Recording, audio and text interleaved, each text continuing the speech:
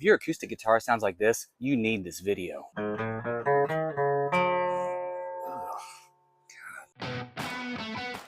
One of the biggest questions I've been asked lately is, how do you set intonation on an acoustic guitar? Well, there's a bunch of different variables that go into this. Big surprise, there's always got to be something, right? It can't just be simple. We'll look at a few contributing factors. Usually it's all the stuff in a setup: truss rod, string height, nut height, and then we can have a look at the intonation. We're gonna need a few tools. We'll need our trusty 6-inch rule, a small vise, needle files, radius gauge, capo, a measuring tape or a yardstick, some varying grits of sandpaper. Unlike the electric, the acoustic doesn't have a lot of adjustment that we can do. With the electric guitar, we can move the saddle forward, backward, we can raise it up and down really easily. We can raise the saddle up and down in the acoustic, but moving it front and back, that's tricky. You have to take for granted that the manufacturer has actually put the bridge in the right spot. Fortunately, I know the guy that made this guitar. Pretty sure he put a bridge in the right spot. At least I hope he put the bridge in the right spot. We need to know our scale length. Yeah, I know on this guitar it's 25.4. That's from the front edge of the nut to where the string makes contact at the saddle. This particular guitar right now has what's referred to as a straight saddle. No compensation forward or back on this one. So I'm going to take this one out and I'm going to make a new one. In order to get the bridge saddle out, all I have to do is take the strings off and then pull the thing out. I'm going to construct a new one using this. This is a piece of unbleached bone. Truly nothing special about it, just a hunk of cow bone, most likely. At least I hope it's cow bone. Really hope YouTube doesn't like nail me for that. Let's get the strings off and let's get the saddle out. A peg winder can help speed things along here. Most peg winders usually have a little tool to help you take the bridge pins out. Once I get the strings loose, I can stick my capo somewhere around the 7th fret, and that'll help keep all my strings together so they don't flop around. We have our bridge saddle out. Here's what it looks like. You can see just straight, but it is radiused. That radius is matching the radius of the fretboard. In order to get this guy in, I have to get it thicknessed. I can do that with sandpaper and my bench. So I'm going to stick this on my bench so that I can have something to flat sand with. I have 3 different grits of sandpaper here on the bench. I've got 150, 220, and 320. So I'm going to get finer and finer as I go. The thing I want to do right now is I want to make sure that that bridge saddle is going to be able to fit into the slot so that it can't rock forward to back and it can't be too tight in. This takes a little finesse and some patience. Before I start the thickness, I'm gonna make sure that the bottom is flat. How I'm gonna do that is I have a piece of wood here that I have run on the joiner. I know it's flat and it's square on one side. I'm gonna hold the saddle up against it like this and run it on the 150 until I make sure that I get the bottom perfectly flat. If you have a piezo pickup that goes underneath your saddle and it's not perfectly flat, then you could lose one of the strings. It's usually one of the E strings. That means that that saddle's not making contact with your pickup, so your bridge saddle has to be flat. It's also a good idea to check with a square. I'll check my thickness very, very frequently. I don't want to go too thin.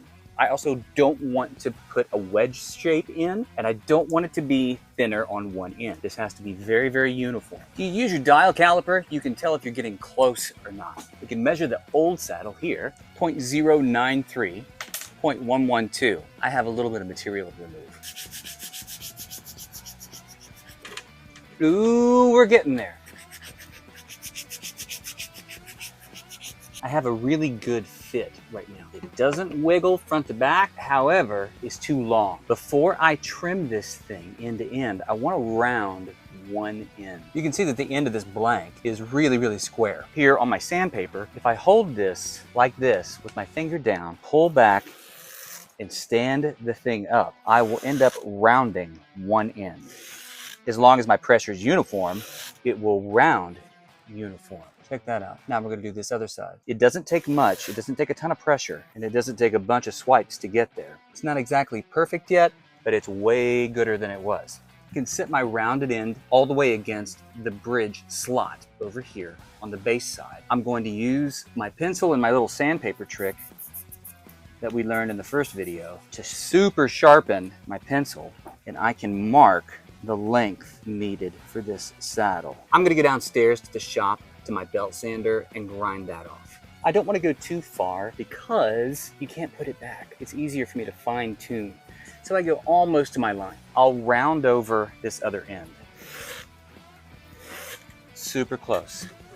Since I'm close, I can stand my saddle up right here and sand it flat again and then re-round. That way I can just take off the littlest amount of material to make sure that it sits right in there and fits nice side to side.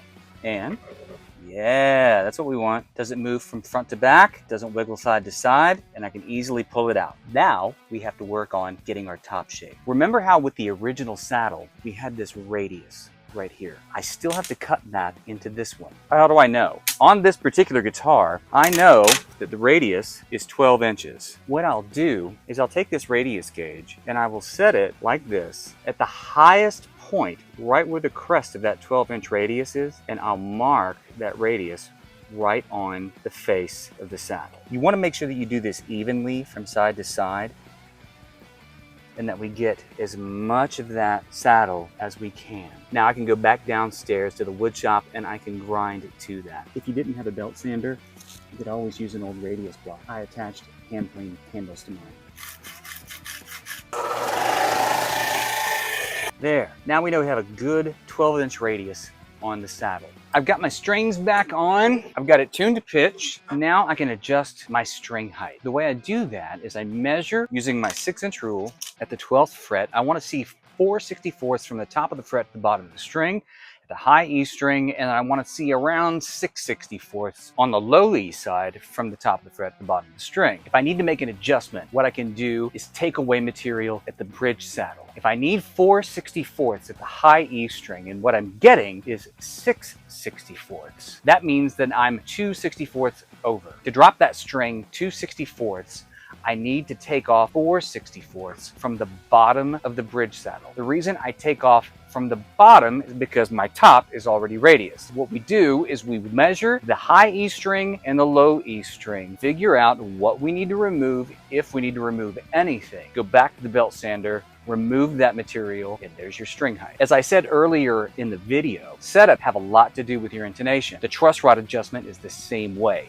If there's too much relief, by the time you get to the middle of the neck, you're pulling the strings sharp as you're trying to get them to fret. As long as your truss rod adjustment is within your tolerance, which is going to be anywhere between 10 thousandths to maybe 3 or 4 thousandths of clearance. Go watch my video on truss rod adjustment over at Novo. String height, I just talked about. The biggest reason for the string height, the further you have to push the string down, the more likely you are to be pulling the string sharp. So that can cause a ton of tuning issues as you get further and further up the neck. We know how to drop the string height on a bridge saddle that's too tall. If your strings are too low, we got to replace the bridge saddle. You can put a shim in there, but I really recommend just replacing the entire saddle. Nut height, same thing. The nut slots are too tall, even down in the cowboy cord area. As you're pulling strings down to the frets, you're going to be pulling them sharp, causing tuning issues. Also, go over to Novo, check out my video on doing nut height and nut adjustment as far as using nut slotting files. Finally, intonation. We're going to use a very typical kind of compensated saddle. It's nothing that we're going to use to really fine-tune things. We're just going to move a few strings around in such a way that it will help with upper intonation. Let's look at how we're going to do this compensated saddle. Before I get the saddle out, I want to make a couple of marks. I'm going to use my 6-inch rule to measure in about 1/8 of an inch from the edge of the bridge saddle. You'll see why in just a second. I'm going to want to put a line just about between the E and the B string and one between the B and G strings. That's going to show me where I'm going to make some moves in a minute. So let's get the strings off and the saddle back out. Okay, I've got a little drill press vise here that I've got my saddle in. Here's the section that was between my E and B strings, and here's the section that was between my B and G. I'm going to file in this direction. I want to create a bevel that leans this way for the E string. I'm going to pitch the E string forward. At the B string, I'm going to go in the opposite direction. So the string is going to ride along this back side. Just like on the other one, the string's going to ride along the front side. That means that the E string is going to be a little further forward towards the fretboard fretboard, and the B string is going to be a little further back. Between the G and the low E, I want to make a line that is diagonal from my 1/8 inch mark to where my in-between line is for B and E. What I need to do for this is file away the material up to the line on both sides. That way I am left with this ridge that will put my G string further toward the fretboard, and by the time I get to the low E string, it'll be putting it further away from the fretboard, compensating intonation for the thickness of string. I'm going to use needle files. I have a really old set of needle files that I have had for about 1,000 years. There's my high E going that direction. As I do this, I want to make sure that I don't go really far and dig into my radius. There should still be a tiny thin little ledge at the very front lip right here. I'm going to do the same thing to the B string, but backwards. There is my B, back this direction. As I do these, I only want to do this at about a 45-degree angle. I don't need to go super tall because I don't want to have a big gap of these bevels going deep inside the bridge saddle slot. So now I'm going to grind away everything but that diagonal line to give me that ridge for everything else to sit on. And then we'll have a look at the whole thing. And here we are. We have our high E going this way forward. We have our B going backward. And here's our ridge that goes from the low E all the way to the G. You can see that it doesn't dig in too far on the sides. So the final thing that I would do with this is I would come in with probably some 320 and work my way up to maybe, I don't know, 800 or 1,000 and ease over any sharp points like I find right here and here. I would want to ease over the outside edges as well as just get everything nice and smooth, and then I would take it to the buffing wheel and buff it up till it shines like glass. And there we are, all reinstalled. I could stand to clean the thing up now, but it works. Even up high.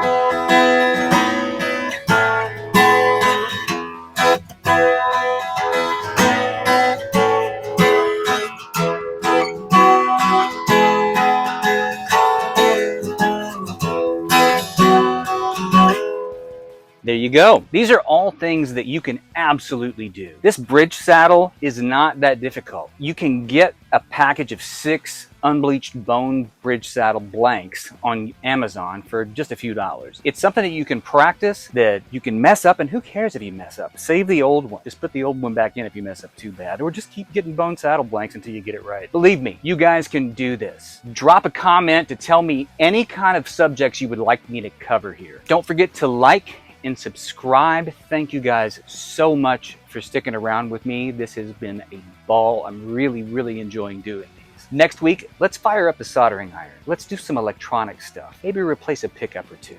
Who knows? Output jack? We'll see. See you guys then.